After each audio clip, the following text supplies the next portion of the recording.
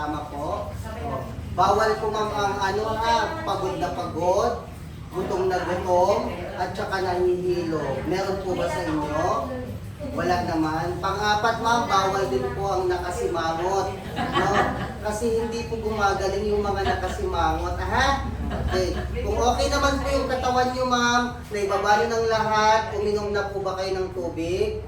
Kung uminom na po yung tubig ma'am sir, pakitapak po ng maayos yung mga rubber mat. Kung hindi po abot, okay lang. Ang mahalaga po, hindi po nakalapag yung mga paa natin ma'am sa tiles kasi pwede po kayong tawagan, lalabas yung therapy sa katawan ninyo.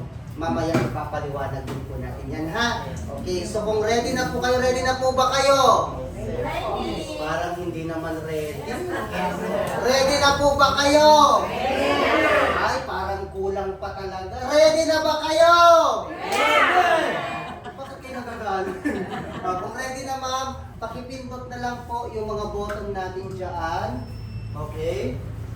Tapos pakitaas naman po ng kamay ng mga ng mga first time. Meron po ba tayong first time dyan? Patingin. Meron tayong dalawa. Kayo po ay taga saan mga sir ma'am? Malayo pa. Oo. Paano niyo po nalaman ito ma'am? Tita Nelly at saka Tita Nelly. Oo. Pero kayo ay galing pa sa Bukawi. Yes po. Hala. Teka lang ha, bakit may tumatawag sa akin sa ganitong oras? Alam nyo, nasa trabaho ako. Wait lang po ha. Mamaya ka, wala ka naman sa phone book ko. Hindi kita kilala. Okay ha. Okay, good morning! Good morning! Meron po tayong dalawang first time. Si sir po, taga saan po? Nakaroon. Barangay po yun sa Pandi. Malayo po yun dito, sir. Oo. Pero pag nilakad mo, hindi ka naman aasmahin. Malapit lang talaga. Kulang pa nga sa akin. Ay, kulang pa sa'yo. Ay, maganda naman. Oh. Bilang pag-welcome naman po sa mga first time natin, palakpakan naman po natin sila. Ayan. Para po sa mga first time, welcome and thank you po sa inyo pong pagpunta sa aming wellness center ha. Kasi dito ma'am sir, ang hangad lang naman po namin. Una-una syempre, para ipakilala yung aming aming company and our product as well. Pero higit sa lahat ma'am sir, magkaroon po kayo ng kaalaman tungkol sa kung paano ba gagaling yung mga nararamdaman natin sa ating pangangatawan. Kasi ang gamot laging nandyan na lang naman, di ba ma'am? Given na po na iniinom na po natin yan at nakakatulong sa katawan natin. Pero kung hindi mo kasi alam kung paano ba ito nangyayari sa katawan natin, useless din siya. Kaya nga may mga tao dito 15 years nang umiinom ng gamot, hanggang ngayon umiinom pa rin ng ang malala pa, di ba, yung gamot nilang 2 dati, ngayon 4 na. Yung iba 5 na. Kalaunan 10 na, di ba? Sabi nga po ma'am, yung nabasa kong libro kagabi lang, dapat daw ang pagkain, kinakain yan bilang gamot para maging malusog. Otherwise, kalaunan, ang gamot ang magiging pagkain natin para mabuhay. Na yun na ang nangyayari po ngayon, tama? Ngayon, dahil meron po tayong first time, ma'am sir, dito, meron bang second time? Wala. Meron bang third time? Wala. Fourth time? Fifth? 1 week? 2 weeks? 1 week? 3 weeks? 30 days? 40 days? Wala naman. Matatagal na yung karamihan ko lang sila. Dahil meron tayong first time, ma'am, tanungin ko lang po kayo, may nararamdaman ka ba habang nakaupo? Wala pa? Kayo sir, may nararamdaman po ba kayo? Wala pa po. Nung in-invite po ba kayo sir, ano yung binanggit sa inyo, bakit ka na-encourage na pumunta dito at mag-try? Sir, may nagpasundo lang sa akin. Ay, pinasundo ka na. Kinorner ka na. Oo. Ikayo, madam. Try ko. I-try mo. Ano daw ang gagawin mo dito? Try ko para mga Nabanggit ba nila na pag first time ma'am, pinasasayaw po namin? Ay, hindi naman niya nabanggit. Pues ma'am, ngayon ako magsasabi, ma'am ha? Ay, hindi. Oh, pero wala po kayong nararamdaman dyan. Wala po. Kahit naman sila walang nararamdaman. Pero ma'am ha, at saka sir, inform ko kayo, yung machine po natin, gumagana na. Ang ibig sabihin ma'am, yung therapy, gumagana na yan sa katawan nyo. Ngayon, para malaman nyo ma'am, paano ba gumagana yung therapy na ito, ano yung therapy na ito, at kung paano kayo tutulungan ng therapy na ito, yun yung ipapaliwanag ko. Pero hayaan nyo ako muna ma'am sir magpatulala. By the way, ang pangalan ko pala ay Mr. Chris Cariaso. O ha, anong pangalan ko po ulit? Okay. Isa po ako ma'am sa mga product consultant ng aming company na Bewell International Incorporated na established yan sa Pilipinas since 1995. Okay? Ang purpose namin dito ma'am ha, libre yung therapy natin. Huwag kayong mag-alala, wala kayong babayaran. Ano po? Dapat mo pa mo. Okay lang yun ma'am, kahit hindi nakalapat, basta hindi po nakatapak sa tiles, okay lang yun ha. Kasi meron talagang hindi kayang abutin eh. Diba? Okay lang po yun. No? Ngayon ma'am sir, no, para at least maramdaman nyo kaagad na may treatment na gumagana sa katawan nyo, okay lang yung dalawang first time pakiganto nyo po yung kamay po ninyo. Isa lang. Yan. Unang tanong, hindi po kayo magugulatin? Medyo. Hindi kayo nananampal ma'am? Wala kang sakit sa puso? Wala naman. Pakilislis mo nga ng konti ma'am yung kamay nyo po. Opo. Ilislis mo ma'am yung ano nyo po, yung sleeve nyo. Yan. Okay na. Relax ka na ma'am ha.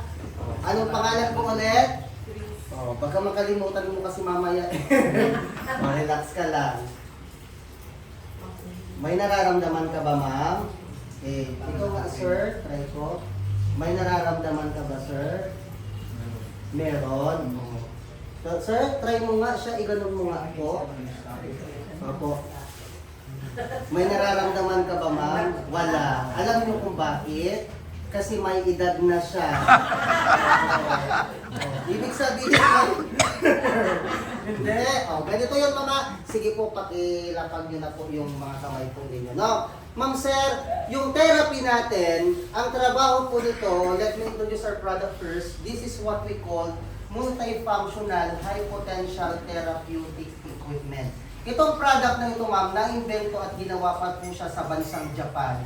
So definitely, ang trabaho po niya ma'am, para tulungan ang katawan natin, no? Ang trabaho po niya, mag-produce ng tinatawag na static electric energy na dumadaloy sa katawan niyo. And besides, nag-generate din siya ng tinatawag na negative ion. Kaya hindi ako magtataka, may mga umuupo dito ma'am, umuupo pa lang inaantok na. Kasi epekto talaga ng negative ion po yun. But the big question is, paano ba siya gumagana sir? Bakit wala akong nararamdaman habang nakaupo ako? Tama po ba? Ganito yun ha. Habang nakaupo kayo, ganito po nagproproseso yung therapy sa loob po ng inyong pangangatawan. So habang nakaupo ang bawat isa sa ating mga sir ma'am, ma'am naniniwala po ba kayo yung katawan natin may natural na kuryente? Yes. Kaya nga po kapag napitik mo yan, para kang nag-ground. Tama po. Actually, ang kuryente yan ma'am, yan po yung tumutulong para po makaihi ka, makadumi ka, at marami pa pong iba. Yan yung trabaho niya. Kung paano, ganito yun ma'am. No? Ang ating katawan, may natural na kuryente. Kapag umupo ka dyan ma'am, di ba meron pong mga kulay itim na square? That is what we call ionizing pad. Yes. Yung ionizing pad na yan ma'am na inuupuan ninyo, habang gumagana yung unit po natin, dumadali yung electricity energy at negative ion sa katawan mo from here, papasok sa katawan mo, inside, aakyat yan, bababa yan, iikot sa buong pangangatawan natin. Yun yung purpose bakit po namin hindi pwedeng itapak yung paa sa mga tiles. Kasi kaya nga rubber yan eh. Kasi ang rubber po hindi naman yan conductor ng kuryente. Para bumalik-balik lang yan sa ating pangangatawan. Ngayon kung hindi mo abot, As long as hindi po nakatapak yan, wala pong problema. Kaya tignan nyo po mama, pwede naman kayong bumili ma'am ng mga sofa na mas komportable kayo. Bakit monoblock yan? Kasi hindi siya conductor. Tama? Para mas maganda po yung epekto ng therapy natin. Ang ibig sabihin ma'am, yung therapy natin, tahimik siyang gumagana. Kasi di ba normally sir, nung narinig mo siguro yung therapy, baka hindi lang ako ha. Kasi nung una po akong na-hire dito, akala ko yung therapy na i-demo ko, yung massage. Tama po? Eh kasi di ba normally when you say therapy, massage ang nasa isip natin. Pero itong therapy na ito pala ma'am kakaiba kasi habang nakaupo ka, wala kang mararamdaman. Ano po? Kaya safe siyang gamitin. O, ang ibig sabihin ba nito, sir, hindi to delikado kasi kuryente eh. Yung mga iba kasi ma'am natatakot, sir, may varicose vein ako, mayroon akong baradong ugat sa puso, baka pumutukan. Ma'am sir, ang kuryenteng dumadali sa inyo ma'am sir ay below 0.5 milliampere lang. Kaya hindi mo nararamdaman na pumapasok yan sa katawan mo kasi katumbas lang po yan ng natural na kuryente ng ating pangangatawan. Ngayon, ano yung epekto nito? Paano gagaling yung mga sakit po natin? Tapos yung mga iba, wala namang sakit. Bakit umuupo dito? Simple lang po, ma'am sir. Ma'am, yung katawan natin, ulitin ko po, tumatanggap ng electric. Yung electric na yun, ma'am, ang gagawin niya, narinig niyo na po ba yung cell? Hindi po ito yung kill kalaban ni San Goku, ah. Oo. Yung cell na ito, ma'am, ito po yung tinatawag sa science na fundamental living unit. O, from the word itself na fundamental, pundasyon. O, ano po ba yung pundasyon, ma'am? Siya yung dapat matibay kasi siya yung humahawak ng lahat. Paano niya hinawakan ng lahat, ma'am? Tingnan niyo po, ma'am. May katawan. Tama? May kamay, may buhok, may mata. Ang tawag dyan, ma'am, body system. Binubuo siya ng 11 body parts. Pero yung body system, ma'am, binubuo siya ng iba't ibang uri ng organ na pinagsama-sama. Yung organ, binubuo siya ng iba't ibang uri ng tissue na pinagsama-sama. Yung cell mo, yung cell mo, ma'am, yan naman po ay binubuo niya yung tinatawag natin na tissue. Kaya po ibig sabihin, wala kang katawan kung wala kang. Kaya nga sabi nga mami, di ba, miracle of life. Could you imagine, yung simpleng, wala namang bata dito, di ba? Yung simpleng lumabas sa ari natin, biglang malaking bata na sa tiyan mo. Paano nangyari yun? Tama po? Kasi yung cellula mo ma'am, pag nagsama-sama, para po sa kaalaman natin lahat ha, ang meron sa loob ng katawan natin ma'am na cell ay humigit kumulang 60 to 100 trillions of cell na magkakaiba. Okay? Ngayon, kapag kalaunan, kaya nga din pansin niyo po ma'am, di ba? Di ba kapag nabuntis ang isang tao, ilang buwan po bago po lumabas? Kasi kailangan na 9 months ma'am kasi sa cell siya nagsimula, pag nagsama-sama, napo-form ang tissues. Yung tissues pag nagsama-sama, napo-form siya bilang organ hanggang maging tao. Kaya nga pag kulang sa buwan, di ba, yung bata hindi rin healthy. Mayroon parang disability, tama? Kasi kailangan niya po ng sapat na panahon. Ngayon, pag malusog pa lamang yung pinakapundasyon ng katawan natin parang bahay, kung mayroon kang first floor, second floor, third floor, di ba? Kahit po matanggal yung bubong ng third floor nyo ma'am, as long as nakatayo at matibay ang ground floor, automatically, yung bahay nyo, andun pa rin siya. Pero, kapag yung ground floor ang nasira, babagsak lahat yan. Yun yung nangyayari sa katawan po natin. Ngayon, ibig sabihin pala ma'am sir, itong cellula na ito, kailangan pinatitibay natin. Paano siya patitibayin? O, tanungin ko po kayo. Ma'am, narinig nyo na po ba na dapat para maging malusog, kailangan mong kumain? Narinig nyo na po yun? Very common, tama? Pero, pagkatapos mong kumain, kailangan pala ma'am mag-exercise ka. Narinig nyo po yun? Alam nyo kung bakit kailangan nyo pong gawin yun? Kailangan nyo gawin yun kasi kailangan ng tao ng sapat na kuryente.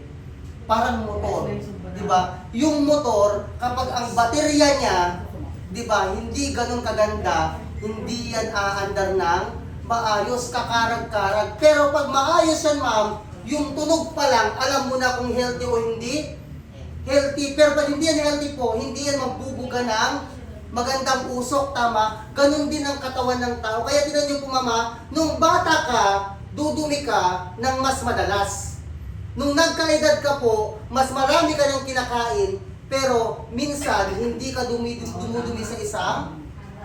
Ibig sabihin ma'am, yung baterya o yung kuryente ng katawan mo, specifically, yung cellula mo ma'am, kulang na. Bakit nai-stroke ang isang tao? O tanungin kita ma'am ha, since kayo po ma'am ay patient na na-stroke, tama po ba?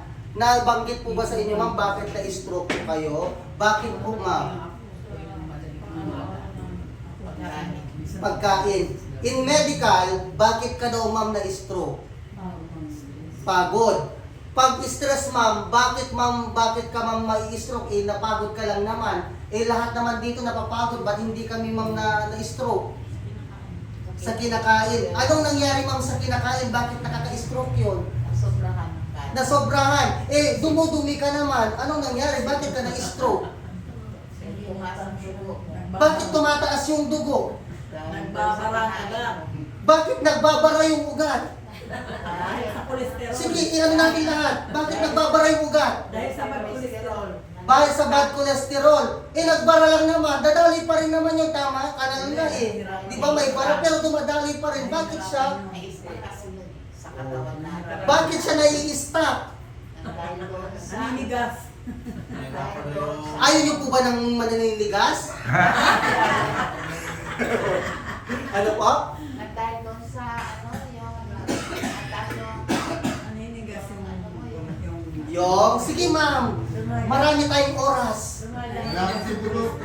yung cholesterol na dumadaan sa katawan natin, sa utak natin. Oh, ang tanong, ang cholesterol kailangan ng katawan hindi? Kailangan. Eh bakit naman siya nasisi? Kailangan level lang. O ngayon ma'am, pag hindi siya lumevel, anong nangyayari sa katawan natin? Bakit nagkakasakit? Ganito ma'am ha, ang sabi ma'am ng science, the easiest way para ipaliwanag bakit ang tao nagkakaroon ng sakit, even yung simpleng pamamanhid. Ma'am, umamin tayo. Sa mga nakaupo ngayon ma'am sir, pakitaas na yung kamay na nakakaramdam ng pamamanhid ng kamay. Yung mga balakang, kasukasuan, Ang first time ko po dito nangyari din sa akin. nahihilo, meron po ba? Alam nyo, lahat ng mga yan, magmula sa pamamanhid pa lang, hanggang sa na-stroke na, hanggang sa na-high blood na, meron ng diabetes, meron ng mataas na cholesterol creatinine, iisa lang ang dahilan. Alam nyo kung ano? That is what we call acidization. Ikaw lang, paano ba yung spelling nun? Basta yun po yun. Basta acidic yung katawan natin. Alam nyo na yan ha. When you say acidic ma'am, ang ibig sabihin nun ma'am, malapot ang iyong dugo. Bakit malapot ang dugo mo? Kagaya ng sinasabi niyo kanina, kasi tumataas yung cholesterol. Pag tumaas ang cholesterol, bakit nangyari yun ma'am? Ang ibig sabihin, hindi mo pinakain ang selula mo. Ano ba ang dapat mong ipakain dyan? Ang tawag doon, electricity. Bakit? Bakit kaya kahit anong sakit, ang lagi lang sinasabi ng doktor, Sir, kailangan mong mag-exercise. Meron kang sakit sa puso, Sir, mag-exercise ka. Meron kang asthma, Sir, mag-exercise ka. Meron kang emphysema, Sir, mag-exercise ka. Bawal sila mapagod, tama? Pero bakit siya nire-recommenda sa lahat ng sakit? Dahil ang exercise ay tumutulong para makadagdag ng natural na kuryente sa katawan natin. Anong epekto ba ng kuryente sa katawan natin? Ang sabi ma'am ng science, pag may sapat na kuryente ang katawan natin, nare-reactivate yung membrane cell. Ano yung membrane cell? Ito yon. Isa po siyang uri ng structure ng ating selula kung saan ang trabaho niya po maghatid ng oxygen, water, at 90 types of ion. Kaya nga, kapag na-stroke ka, at hindi ka naputukan dahil din po dito. Kasi bakit? Hindi nakakatid yung oxygen sa utak mo. That is what we call, ano bang tawag doon? Yung hindi naputukan? Aneurysm. Hindi po. Tawag doon? No. Hemorrhagic stroke, yun po yung naputukan. Yung isa, hindi naputukan, Bumara lang sa utak. ischemic. Thank you sir. Ischemic stroke. Ibig sabihin ma'am, kinukulang na po ng supply ang utak mo ng oxygen. Ibig sabihin, kung walang sapat na kuryente ito, hindi po dadami lahat ng sustansya na kailangan ng iyong katawan. Pangalawa, bukod sa paghahatid ng mga sustansyang kailangan ng katawan mo, ang trabaho niya pa ma'am, ilabas lahat ng mga dumi. Lahat ng mga sumobra, lalo na nung bagong taon at Pasko. Diba? Kasi sabi nyo nga kanina, masyadong tumaas, wala na sa level. Kasi ang nangyari, dahil wala siyang sapat na kuryente, hindi niya na ilalabas. Nung hindi niya na ilabas ma'am, umalo yan sa nahalo? Sa dugo. Ang dugo mo ngayon, lumapot. Ang trabaho ng therapy ma'am, dagdagan ng sapat na kuryente. Kaya dapat ma'am, araw-araw mo siyang ginagamit para ilabas yung dumi sa katawan natin. Kaya po, sa mga unang 10 araw, ihi ka ng ihi ng madilang mapula, utot ka ng utot, yung dumi mo parang maitim na maamoy, tapos yung pawis mo malagkit. Yun yung epekto niya. Ganun ka niya tinutulungan. Ano po? Para pag malusog na ang selula mo, lahat ng tissue mo, organ mo at katawan mo po, makakatid ang sustansya, unti-unti siyang lumalakas. Kaya muli ma'am ha, hindi kasi sapat na oras ang 20 minutes para magpaliwanag. Yun nga lang, as of the moment, dahil tapos na po siya, ang lagi namin sinasabi sa inyo, walang therapy na pag ginamit mo ngayon, bukas, Gagaling ka na. magaling ka na. Kaya kung ang purpose mo dito para gumaling po, hindi sapat ang isang araw na nandito ka para gumaling ka. Ang tanong, paano ka gagaling? Anong gagawin mo? Araw-araw. Babalik ka na lang. Pag bumalik ka, kailangan mong uminom ng, kasi yung tubig siya naman yung mag-flush ng mga dumi sa katawan natin. So muli ma'am sir ha, maraming salamat po. Ano po ulit ang aking pangalan? Okay, hawakan kita ha kung meron pang kuryente. Wala na, matanda na kasi ako. Joke lang. Wala na po ha. Thank you very much po. Tapos na po, ito po yung tubig. Thank you.